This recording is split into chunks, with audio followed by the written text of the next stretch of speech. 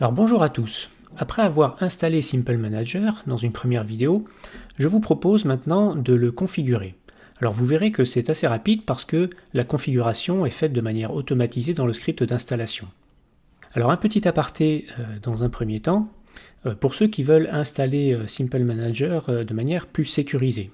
Dans le dossier Simple Manager Docker, vous avez un certain nombre de fichiers, dont un fichier .env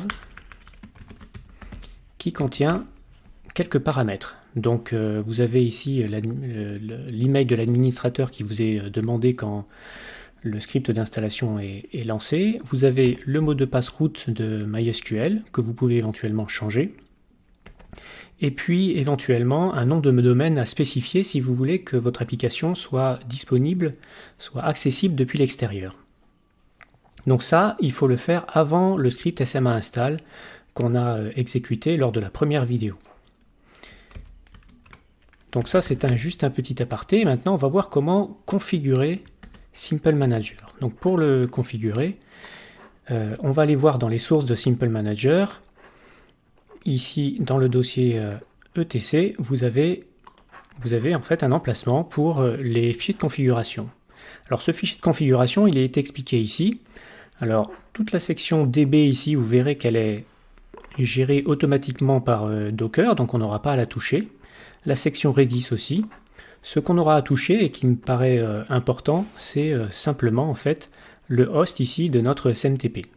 Alors votre SMTP, soit vous spécifiez le host directement si vous l'installez chez vous, soit vous avez un SMTP sécurisé et à ce moment-là, il va falloir mettre un peu plus de paramètres. Alors la question c'est où se trouve ce fichier?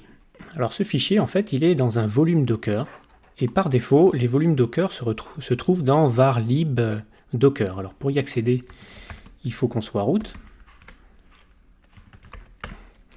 Et ici, on verra dans var lib docker volume. Alors dans volume, vous avez deux dossiers. Vous avez un dossier qui contient la base de données et un autre dossier qui contient les sources de Simple Manager.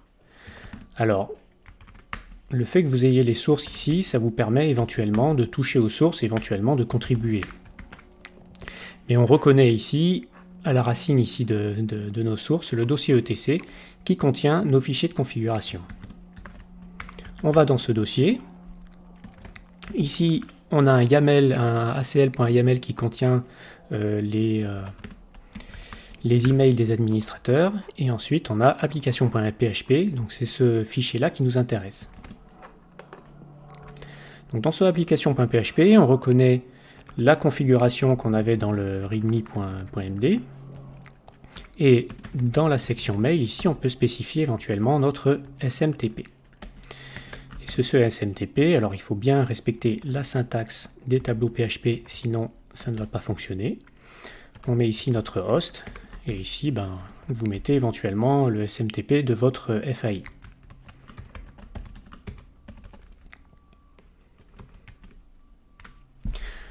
Voilà, donc pour vérifier que votre fichier est syntaxiquement correct, vous allez dans votre navigateur, vous faites un petit F5, et s'il vous raffiche la page d'accueil correctement, ça veut dire que syntaxiquement votre fichier est correct. Donc maintenant ce qu'on va voir, c'est comment changer le mot de passe administrateur. Donc pour ça, il suffit de se loguer, donc on va aller ici, se loguer avec notre adresse email et notre password 42. On s'identifie. Donc on verra dans une autre vidéo comment remplir les formulaires, les différents formulaires de configuration de notre compte. Mais nous, ce qui nous intéresse dans un premier temps, c'est de changer le mot de passe, donc d'aller dans mon compte et d'aller cliquer sur le bouton ici, changer le mot de passe.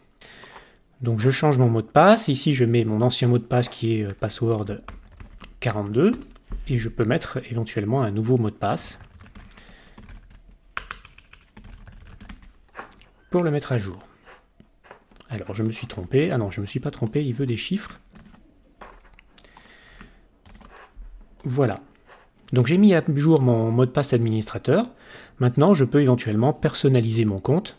Donc voilà pour cette vidéo assez rapide sur la configuration de Simple Manager, Et il y aura une troisième vidéo technique sur la maintenance de Simple Manager qui sera un petit peu plus longue, vous verrez, parce qu'on peut faire de la maintenance soit en ligne, soit via une petite ligne de commande. Je vous remercie d'avoir regardé cette vidéo et vous dis à très bientôt.